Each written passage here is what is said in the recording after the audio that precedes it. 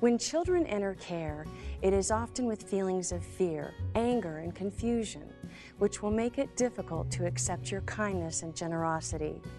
There will be times when you will have to accept that the child has negative feelings, and remember that those feelings are not because of you, but because of what has happened to them.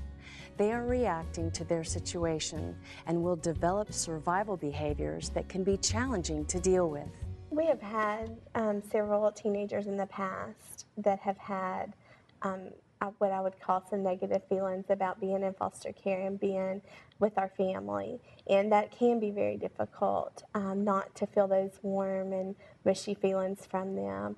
But I would say that as we worked toward building a relationship with them and they learned to trust that we were very interested in their well-being and in helping them to achieve the things that they wanted to achieve, that helped them come toward a positive feeling toward our family. I go in, with a clean slate, and I take what I'm given. And the way we've learned as a family to do that is that we've incorporated other people that are very positive personalities and positive in their demeanor, knowing that we can't expect to receive anything from the children just as of yet. Well, we've had several kids that probably would fit that role. One was a 16-year-old that we had, and we also had her 2-year-old son. And she was of the impression that she was just there to have a place to stay, not for me to teach her or tell her what to do. And so this was where I had to let her know her reason for being there was for me to help her in every aspect of her life, including taking care of her 2-year-old son. And she thought because I'm 16, I'm grown. Of course, you get all kind of negative feelings and feedback from them. But what I do is I treat each child individually because I know that they each come with from a different background. And I just treat them with love and respect and I allow them to be themselves. There will be times when you will feel the child belongs to you as you build a bond with the foster child. It will be important to keep the distinction between your role and goal to reunify the child to the birth family. In cases of adoption, you will be entitled to all the rights and privileges of a birth parent when the adoption is complete. All those children that come into my home belong to me. I don't care how young they are, how old they are, but I realize that they belong to their birth families. And it's my responsibility as a resource parent is to work hard to work with the birth family to help them go back into their homes. And they never leave me. I have children now that's grown. They still call my home home. One thing I was taught in PATH was treat them as if they're your own. So when they come in, immediately I consider them as my own. When I bring other children in the house, I let them know that they're just like my 2 sons and they're going to be treated. They have to do the chores. They have to do their homework. They got to do the same thing that they do because we're all one family. It was looking as though at some time in the future that we would get to adopt him, but I still realized that my job was to work as hard as I could to help him reunite with his family. So that was a real internal struggle for me because I was already in love with him and could very much see him as part of our family. So that was a very difficult situation that I really had to be knowledgeable about the fact that these were my feelings, but my job and ultimately my goal had to be that his family and reuniting with them was the first priority. Truly, they are your children for the time that they're there. And so I feel like I do with my own children, my biological children as well, that every child that I have opportunity to parent, that I'm entitled to be their parent. Resource parents will often have to be the voice of their foster child and speak up and stand up for what is important to the child's future. This will not be easy sometimes, and it will require some assertive qualities in order for the child's needs to be heard. I feel as though when you're a resource parent and you're a partner in the professional team caring for that child, you have a great responsibility to make sure that the team is aware of the issues that the child has, of the needs that the child has, You're with that child more than anyone else around that table. And so ultimately, I feel like it's the resources parents' responsibility to bring those needs, those issues to light. And sometimes that means advocating for things that the child needs, or being assertive in getting those for the child. And sometimes that is a little uncomfortable in the sense that it might ruffle some people's feathers. But if it's ultimately what the child needs and it's in their best interest, then it's your responsibility to advocate for that. I'm not sure of exactly what I need, but I know I need something. And I know he definitely needs something. And I need for you to think outside the box and help me to help him. We had a little boy in our home who was deaf in one ear, and even though he was a baby, he still needed somebody to step up to the plate to make the appointments and to make sure he got his testing, and he had all the different resources that were available to him at his fingertips. Even though he was 4 months old, there had to be somebody that was able to do that for him, and it took a lot of work on our part, transporting back and forth to appointments and different things like that. But they have to have somebody that's going to be their voice. And we have the little kids in our home. And so they need somebody who knows what's going on to be able to speak up and say, hey, this is what's best for them. I have 4 children with ADHD. One of them has a seizure disorder, ADD, ODD, and impulsive control disorder. So I have to do a lot of advocating for him. I go to the schools, I go with them to the doctor's appointment, all their counseling appointments.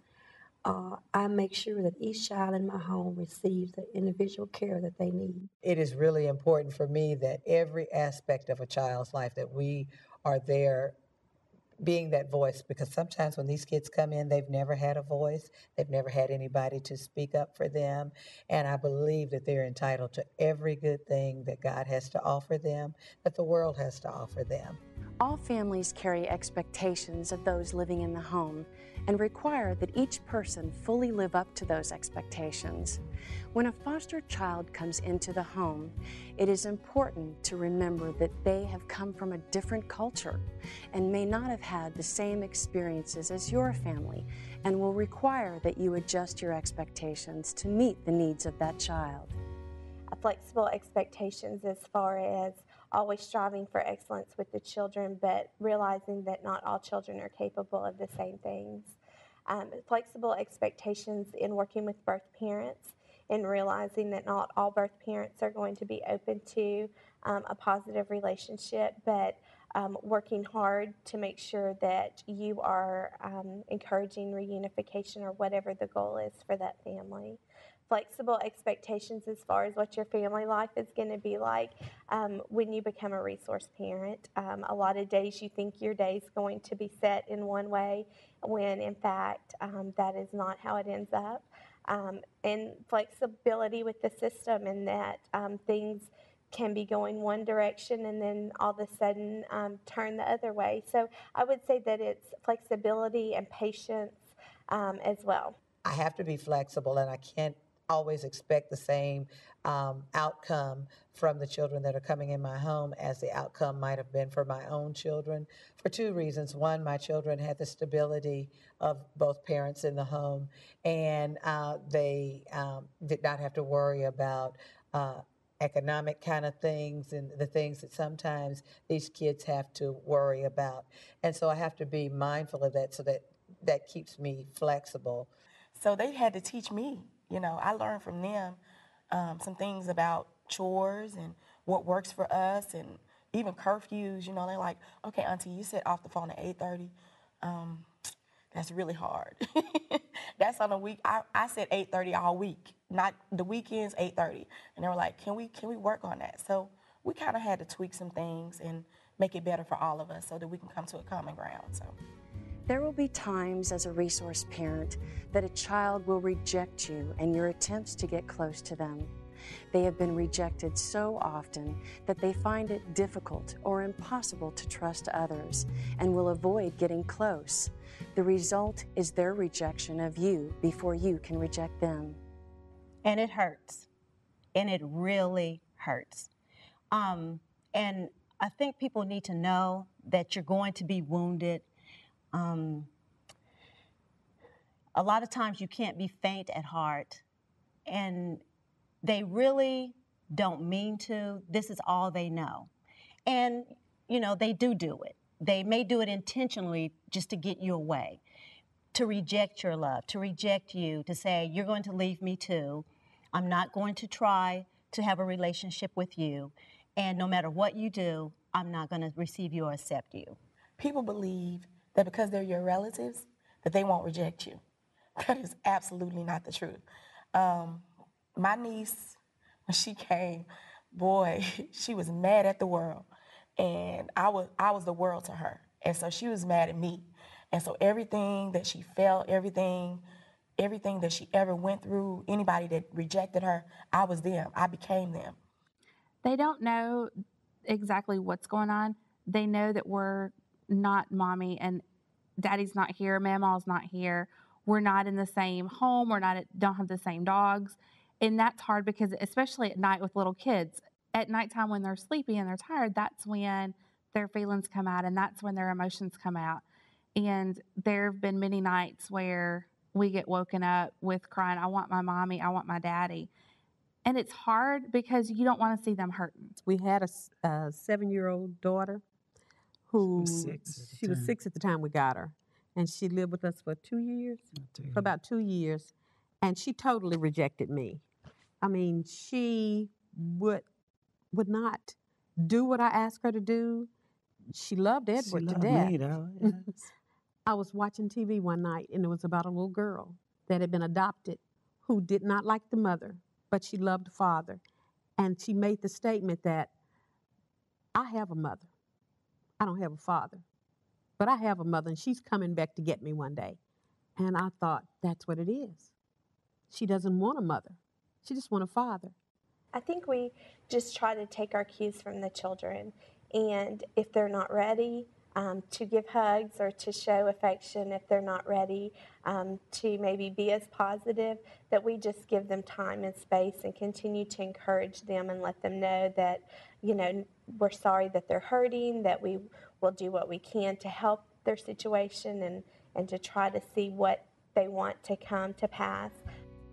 There will be times when the challenges will be great, and a family with a good sense of humor has a better chance of making it through the rough spots.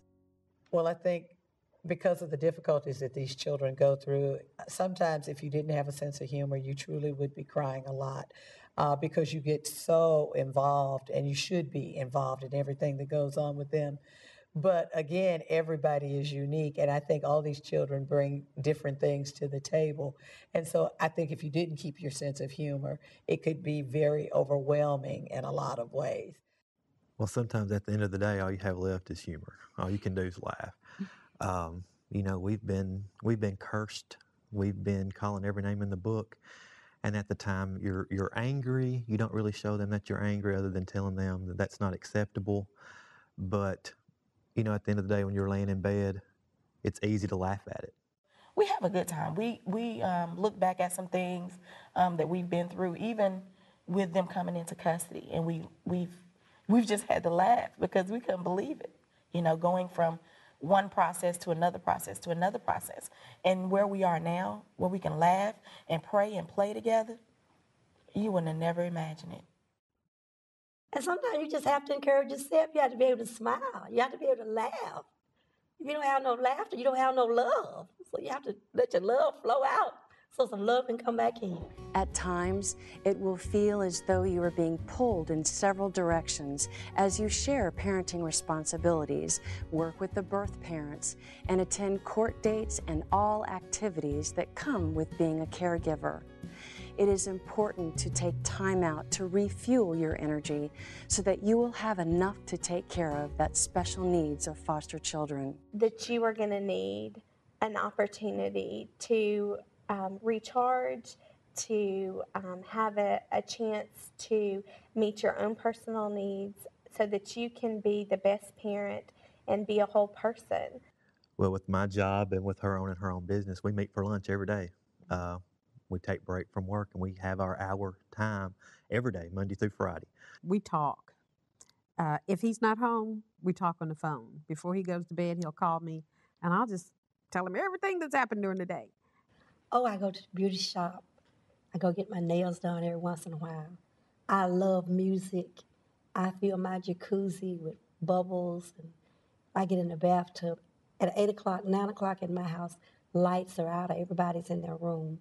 Personally, I try to start out each day with a few minutes to myself to reflect on the things that I want to accomplish that day, the things that I want to focus on, and the things that are most important. And then at the end of the day, I try to take a few minutes to reflect back on the things that happened that day, the things that I experienced, and the things that I want to work on for the next day. Asking for help is a strength and vital in meeting the needs of a child and your family. It will be important that you document on a regular basis and discuss any issues that arise with your caseworker when they happen. Waiting to mention the situation can result in a mounting of problems that become insurmountable when added together over time. This could create an unnecessary crisis that could have been prevented if it had been discussed earlier. As a resource parent, you want to use all of your resources. I have therapy in the home. I have therapy outside the home. I have my community. I have people that if I can't bring the kids home from school, they get them, take them early to games. You're going to need all of that. You have to get to the point where you can ask for help. When we had one child, and then we had the other two that came in January, and they were 4 months and 3 years old. So here we've got a 4-month-old, a 22-month-old, and a 3-year-old in the house, and a new job. Our life was turned upside down, and it was hard for me to say, hey, I need the help. So there are people that are skilled in areas that we as resource parents are not. And we need to pass that off and be wise enough to say, you know, this is not an area of my expertise. I'm going to pass this off. And then we tell the children, we're a team. And I've gotten great help from the state social workers, the agency social workers. I mean, there have been times when I've had to call them at night, and they were there. They were there. They would come over and sit with me, listen to me, and try to see what's going on so they could diffuse the situation. So I've never felt alone. I knew, and I have utilized all of my resources. Making yourself available to be a resource for both parents is extremely important. If that's possible, we have several children that come back on the weekends to stay with us, which we love, and also provides their family an opportunity for respite.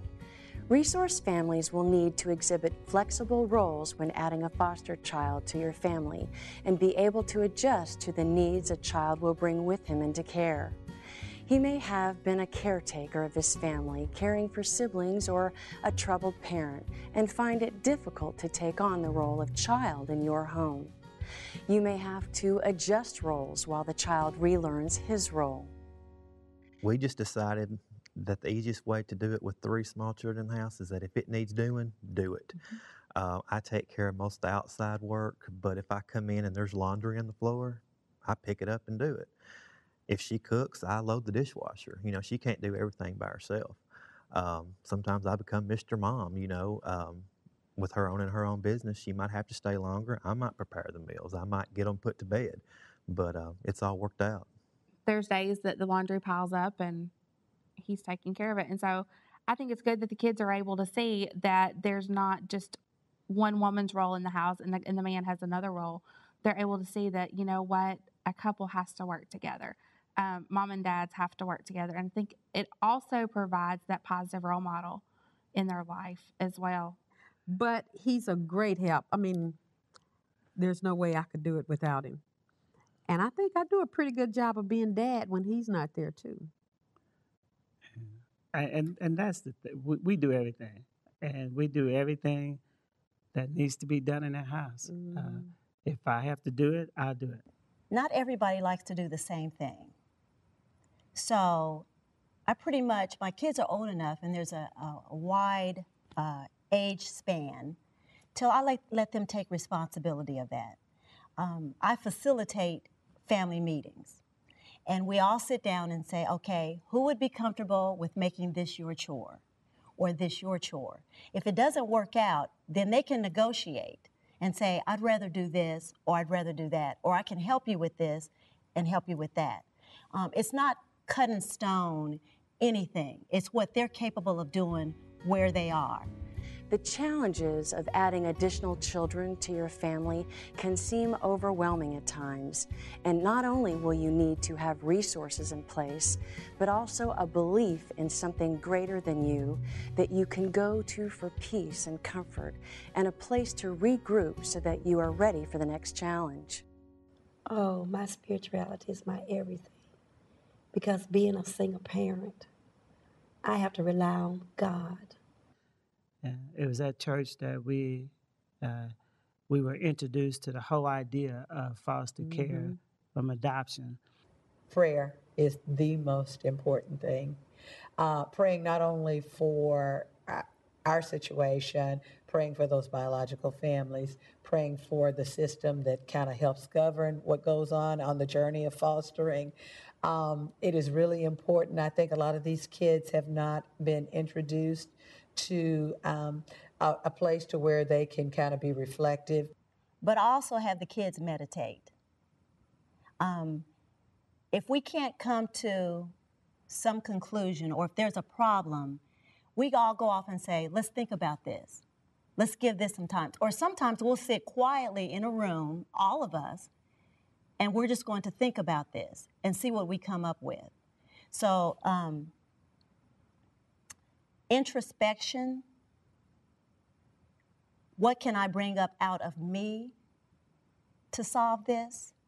I think it's been good for us to rely on our faith as well, because there are days that you think, I can't get through this, but you know with God that you can.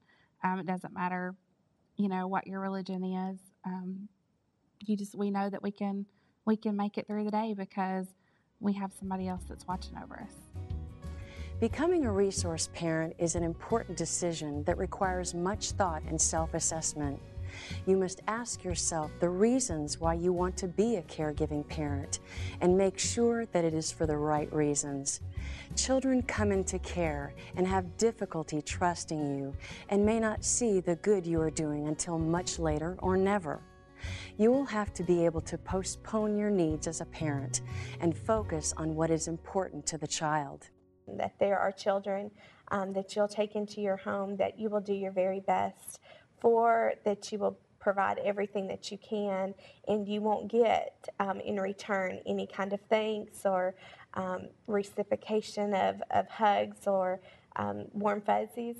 But I think that you do have to know within yourself that you're doing the right thing, and that you're doing this because you have a care or want to see children move to positive outcomes, and that there are times when you do get to see that, but there will be many times where you will never get to see the end result of what you have helped to do. But this 27-year-old came back to my home that I fostered, and she said, I told my Sunday school class, if I had to send every child that I teach to a home, this is where I would want them to go.